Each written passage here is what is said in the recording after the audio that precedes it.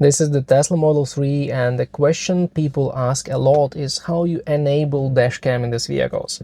So first of all, you need to make sure that you have the USB drive for the dashcam, and it's in the glove box in these vehicles, unless you have the 2017, 2018.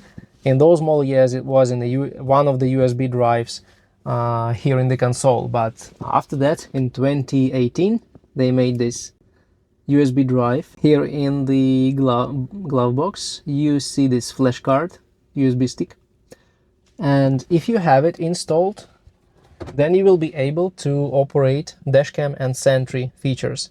For this you need to go to controls again, go to controls, safety tab.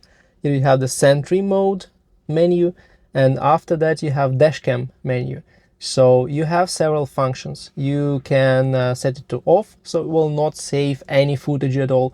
You can set it to manual, and then it will prompt you, and you can save using this camera sign. You can save the clips, 10 minutes clips, and then you can set it to auto. In auto mode, it will detect any potentially interesting moments to save. For example, when there are accidents, when you sharply brake, sharply accelerate, when something unusual happens to your car, it will save those clips automatically.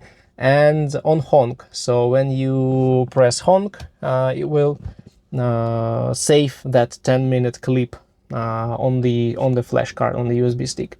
So if you have it in manual, the best way to do it is to set this dashcam app to the quick access, and when something happens, you just push this camera menu and it starts recording. It will save the clips. It's not really intuitive.